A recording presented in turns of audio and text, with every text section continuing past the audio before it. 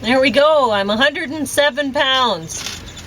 And there's what I did today. So I got this way by working out on this machine. And the arms would normally move, but I have them wedged in against the deck because today I decided to do this. So James brought me this step thing, and it doesn't go very high. It's just a little step. And the legs do lock in place, but I was still concerned about using it. But see, it won't move at all with it wedged in. I have it wedged in there, and then the front wedged in. I'll show you. So that's my vegan keto meal. It's a rose strawberry thing, and this is my salad with lemon juice, and I mean spinach has almost no calories. It's so awesome. And the runny part from the almond butter. That's James's mushroom melt. And he's having a rose strawberry smoothie too. We're going to talk about To Die For and Touch, Splendid Outing, and Queer, which got bottom of the stack. And we did not expect that. No, Daniel. No. Yeah. He's actually a pretty good actor. He's probably the best actor they've had playing James Bond. All right, so, whew, boy, am I ever warm. I have this flimsy sort of little tripod today. Because the other one's in the car. Yeah. So this is just what we have. It's just gonna have to do. So, yeah. So what I was doing, I don't know if you can see me still with the camera, but I'll just kind of tilt it like that, and you might just be looking at my butt, which doesn't exist anymore. So I'm gonna try to do what I can to be in it. But yeah, I held on my hands onto the body sculpture thing, and then just step. Oh. Yeah, and then that's what I was doing this morning. So I feel very happy about that little addition, because I was wondering about what I was going to do, because if you noticed my butt on the way by, I can do a little spin for you if you want, but my butt doesn't exist anymore. So it helps when I actually wear a size that fits. This doesn't fit anymore. So see, no butt. Where'd it go? Well, I worked it off on this machine. And 107 pounds when I was a teenager. So you kind of know when I do things, it's an art project. So this was an art project. When I was a teenager, I wouldn't go above 107 pounds. That was it. So I had this idea that, well, my face shape is naturally round, and my hips used to be a lot bigger than they are now, even at 107 pounds. I think, honestly, it's hard to know, because I was kind of, well, I was a teenager, so I might have just saw myself wider than, yeah. But I think I actually had hips. But in order to like have this flat stomach, when I was 107 pounds as a teenager, I would do 75 sit-ups a day. That's a lot of sit-ups. And my stomach was firm. I was very proud of that stomach. I didn't really do anything else to work out, and nobody saw my stomach. You know, it's not like I showed it off and flexed it like a bodybuilder or anything like that. But I did to myself. You know, when I was alone I would, because I was quite proud of what I'd done. In clothes, like I showed yesterday, I'd wear a lot of the time just jeans and, you know, oversized. You can't tell. You can't tell how skinny a person is when you dress like that, and that was style then. And sometimes I'd wear a big long skirt. Can't tell. You could be big in a big long skirt, you can be skinny in a big long skirt, and there's a lot of leeway there. These little kind of things that are supposed to be tight shorts, not a lot of leeway. You can see everything, right? And it's been fashions like that for a while. And boy, that would have driven me crazy as a teenager. I wouldn't have been able to deal with the fashions as they are right now, or have been with this, you know, you seeing everything. But what was I going to say? Oh, there was this, I went to a health unit once, and there was, it's funny because you can see, not, like my curves have disappeared. Don't have hips, boobs gone, butt gone. Anyway, so when I was 107 pounds top as a teenager, I would wear a push-up bra. That helped a lot. But I went into this health unit once, and there was this poster on the wall, and it was funny. I thought I liked it. It said, if you want bigger boobs, gain weight. And because there was a lot of problems with people being skinny back then. And I mean, the 70s, we've been watching a lot of shows from the 70s. Wow. So a lot of, like my parents, my friends' parents, that was their age group. They were, you know, teenagers in the 70s, and they were very thin. I remember there was a mother she was a mother of a child that I was friends with when we were little, and you know, the mother was friends with my parents, you know, and she would call her daughter fat. Her daughter was like 3 or 4 years old, and she'd limit how much soup or whatever she could eat. She would always call her daughter fat. And I was totally scandalized by that. I thought, parents don't do that. And that was me, you know, a little kid then, and I think my parents were scandalized by that too. That's ridiculous. She was not fat. She was a little girl. And she was beautiful, and she's a beautiful woman now. Haven't seen her in a long time. But anyway, the poster on the wall. So a health unit nurse was talking to me just after I read that poster, right? And I thought that was funny.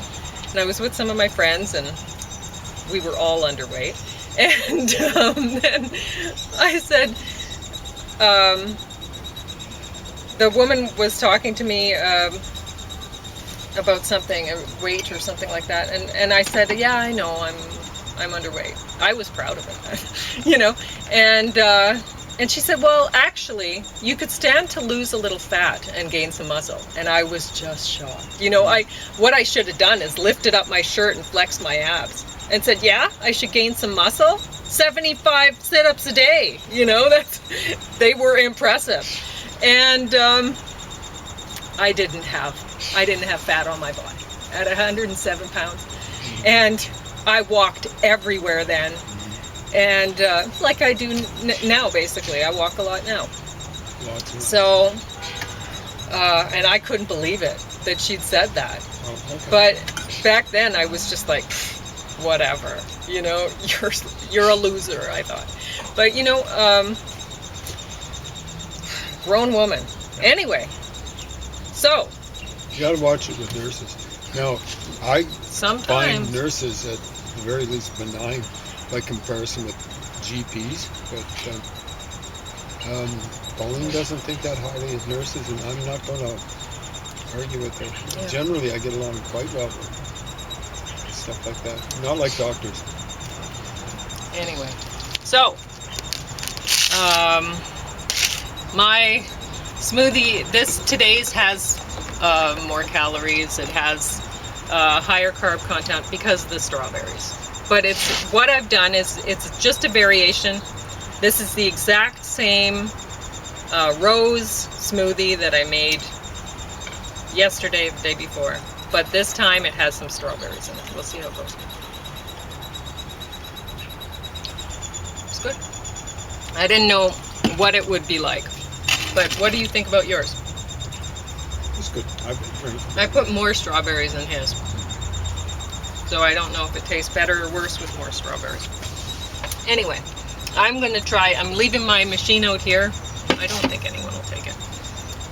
Because I want to try working out on it outside tomorrow morning. because it's going to be really hot weather, and it's hot working out inside in hot weather. So we'll see how this goes. They'll probably save, like I noticed. Yeah, I don't want to throw off heat. I got a temperature, a thermometer on my bed, and my presence makes it go up one. Yeah.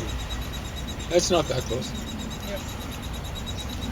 Anyway, yeah, well, I notice it. Like when we're gone hiking in the mountains for the day and come back, and it's so cool. But, I mean, it heats up really quickly with us being there. This is dogs, man. No, I'm just kidding. They throw off a lot of heat, but they're so small. They only make a difference if they're cuddling. Well, I guess James is probably going to talk about queer. This got above queer because he slept through. So he missed most of the show, but he said he had a good sleep. Wow. Whereas with queer, he didn't sleep. No. So it's always nice to get a good sleep, so that's why I put this above queer. Unfortunately, we both watched queer. Neither one of us slept. There was a lot of humping and stuff like that. Guys humping kind of looks like a couple of warthogs in heat, you know, all bristles and stuff like that. That's not fair. Well, it just looks that way, you know. That's, I'm saying, to me, so. I mean, those guys, they were keeping themselves in shape. This is true. I'm not. A lot of people leaving find it open Daniel for Craig really handsome. For other people who have different tastes and stuff like that.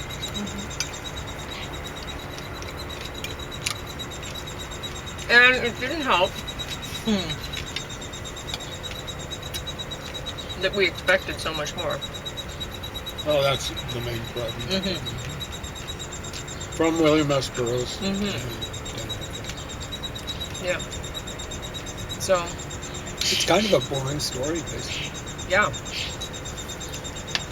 But we'll talk about that in a minute. We'll get these out of the way. So Touch is a Christopher Walken thing. So it was okay. It was about So in other words, he wasn't dancing because he's an awesome dancer. Yeah, he's an awesome dancer. But he was. This movie's about a guy who has the healing touch. He can touch and people are cured of their blindness or cured of their leukemia. Whatever. It's okay. It's kind of an interesting story because the one woman who was healed, her son was healed. Well, the son would have been good. I don't think it mattered that the woman was a stripper, but there were people that were bothered by it. They're like, oh, what's wrong with God that this is what is healing? But you know, Jesus said something like what? He came for the sinners? Yeah, taxmen, publicans and sinners. Yeah. Publicans, I guess, would be keepers of taverns. Taxmen looked really askance at them because they were, I think in many cases, they were allowed to charge whatever the market would bear, and whatever was above and beyond what the emperor or whomever wanted to keep for themselves. Just built-in corruption.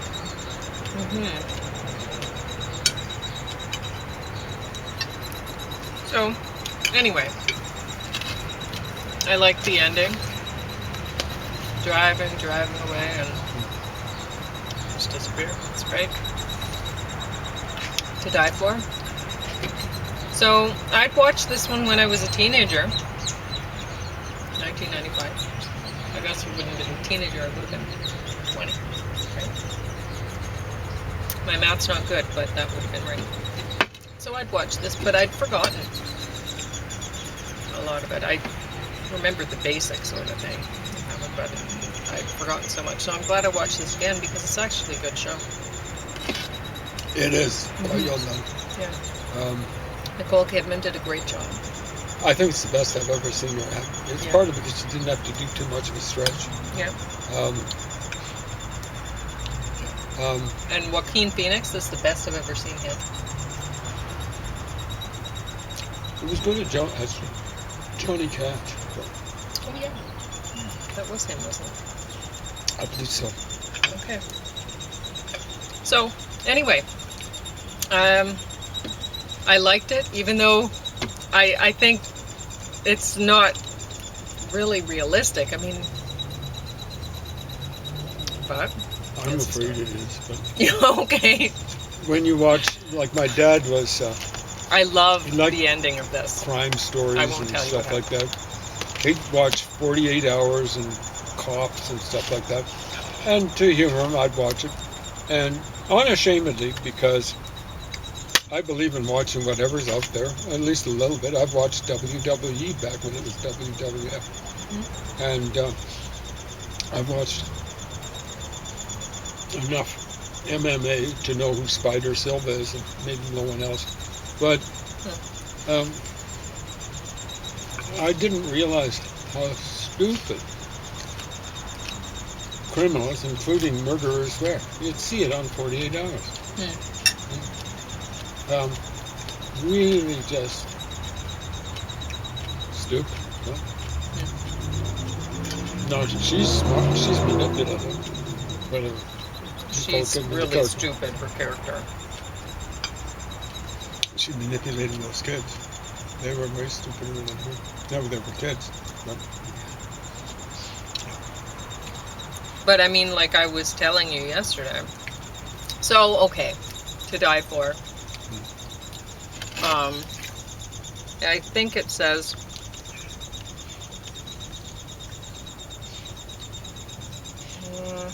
no, it doesn't say what happens, so I'm not going to tell you. Okay. Yeah. No.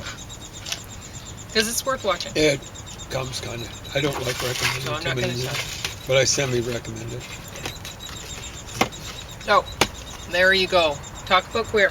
So we were watching yesterday, and James came to a realization about Billy Burroughs, which is when he said it, I'm like, yeah, it's probably true.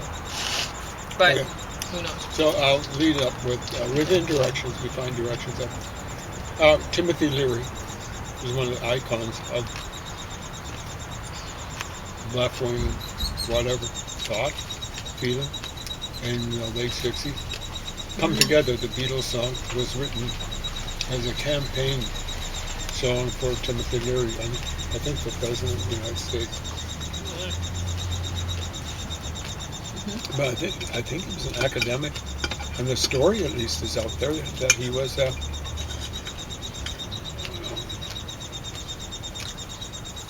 CIA agent or some other agent looking at the effects of LSD on people under various conditions and stuff like that.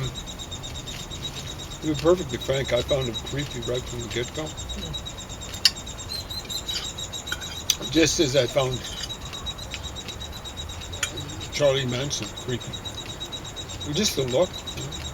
So I didn't realize that back then a lot of the guys in San Francisco had that part on the side on the long hair. At least one guy in Big Brother in the holding company, which worked out of San Francisco, was like that. Maybe the one that Janis Joplin or stuff with Sam Andrews, maybe. I don't know. But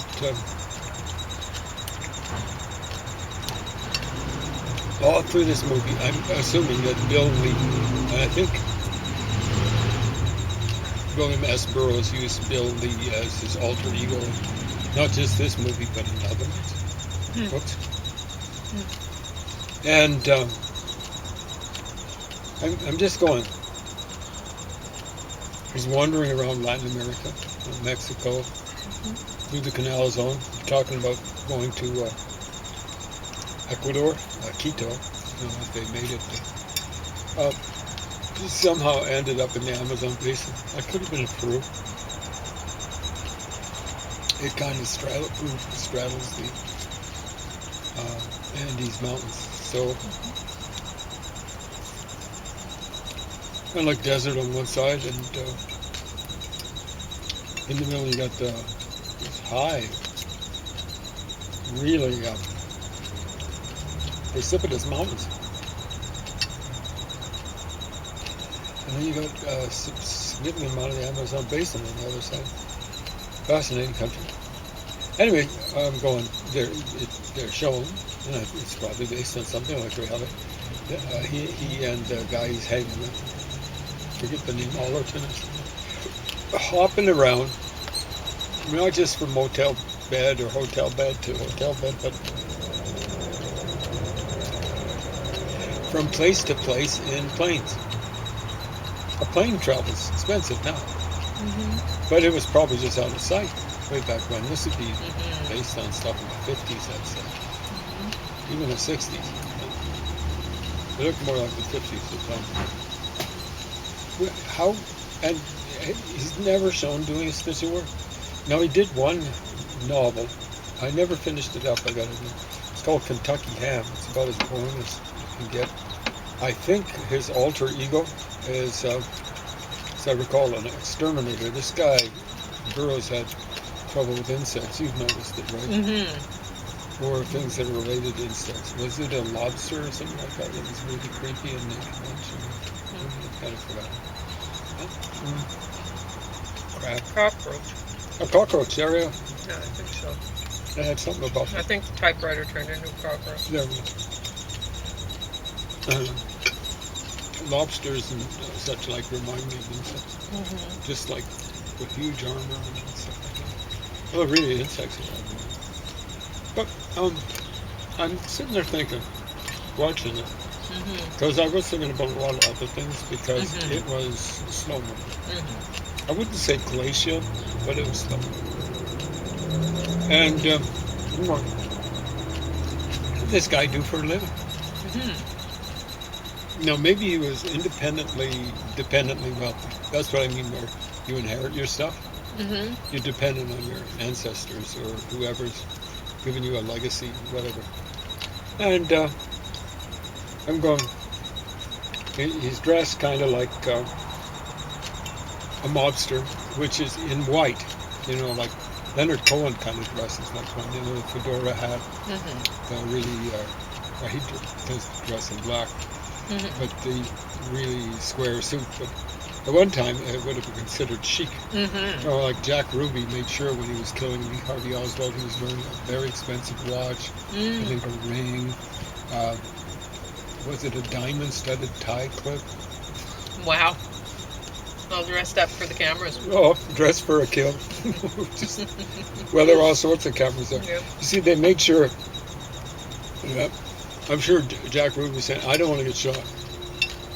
This is in police station, and they made sure the place was lined with police, which would have made me really jumpy, but then lined with a lot of media people. And the police wouldn't have drawn and started shooting around for fear of collateral damage and stuff like that. And the main members of the ones who arranged that, they were in cahoots with the mafia. Chief Jesse Curry, if you're still alive, you scumbag. And I think Sergeant Bill Decker, William Decker, head of or maybe he was the deputy sheriff of Dallas County or something like that. Horrible scumbags. They were involved. They were up to their ear. They were up to the tips of their ears in corruption. And already, even before this sort of stuff, dealing with the mob. Right, so Bill Burroughs. Anyway, I'm figuring he's a spy. Yeah. That's how he made his money. He's traveling around from country to country. I think he spent some time in North Africa. Now, what was he spying for? He's looking for, they call it Yage. I always thought it was Yage, but it's a Yage. I presume it's a psychedelic. And I go, well, he's just scoping it out for the CIA. CIA was very interested in LSD and stuff like that. And telepathy. Well, they would have been, apparently the Russians were doing work on this kind of stuff. And of course, they wouldn't want to fall behind, so they'd be doing work on that sort of stuff. Psychic kind of phenomenon. So, anyway, because a lot telekinesis, of spies were homosexual. Well, Clay Shaw was. He was tried unsuccessfully. And if you think about it, it makes sense. Because, I mean, now I don't think it would make sense. Because would people hide it now? But back then, they would. And so then if people... Mormons would. Yeah. And Mormons made. Okay, yeah. So they Howard might make Hughes great spies believed still. in Howard.